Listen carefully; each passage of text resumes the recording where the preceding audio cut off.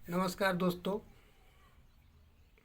अभी कल परसों एक वीडियो आया, हालांकि कई आते रहते हैं, विशेषकर हम फौजी भाइयों की बात कर रहे हैं जो हमारे सीमा के प्रहरी हैं, जो अपना परिवार छोड़े हैं और अपनी ड्यूटी वहाँ कर रहे हैं।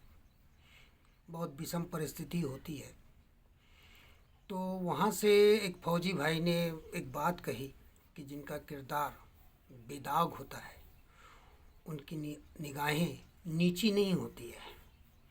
मैंने उनको रिप्लाई किया कि जिनका किरदार बेदाग होता है, उनको भी अपनी जान हथेली में लेकर हर बार अपने आप को प्रूव करना पड़ता है, धारा के विपरीत बहना पड़ता है।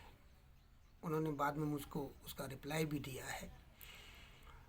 बहुत आसान नहीं है किसी को किसी सिद्धांत को ले जाना। हालांकि सिद्धांत जो भी हो आपके, क्योंकि सिद्धांत किसी लाभ के लिए नहीं बनता है। चरित्र जो बनता है वो किसी लाभ के लिए नहीं बनता, उसमें नुकसान ही होता है।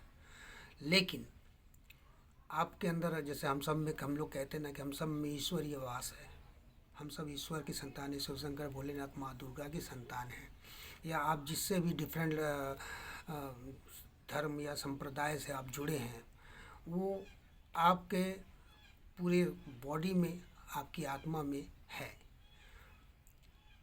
वहाँ पे वो आपका ईश्वर, वो आपका आराध्य आपसे खुश रहेगा।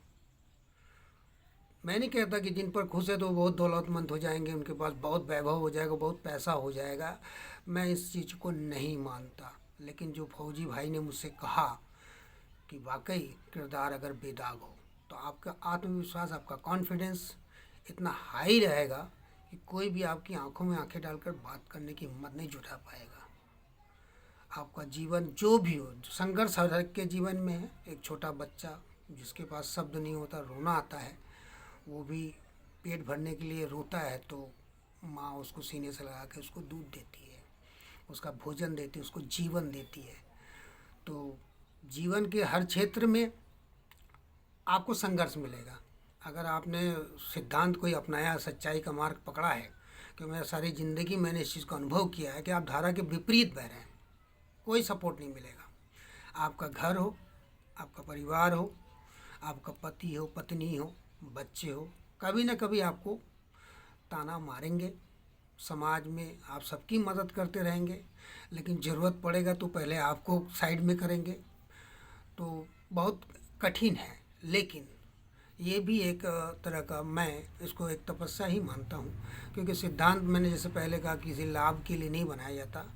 ये व्यक्तिगत विचार है कि मैं अपनी आभा मंडल में क्या क्या चीज़ शामिल करता हूँ। तो जो भी भाई या बहन सिद्धांतवादी हैं, सत्य पथ पे हैं, धर्म के पथ पे है, बहुत से लोग, उनको कोई सपोर्टर नहीं मिलता है, टंगड़ी मारने वाले बहुतेरे मिलते हैं। लेकिन मैं उनसे एक बात ज़रूर कहूँगा, अगर मैं आपसे छोटा हूँ या बड़ा हूँ, जो भी है, तो आप जो भी कर रहे हैं, आप अकेले नहीं हैं। कम से कम आपके साथ आपके माता पिता का साथ है, और उस ईश्वर का, जो ब्रह्मांड का स्वामी है, उसकी कृपा दृष्टि में आप हैं।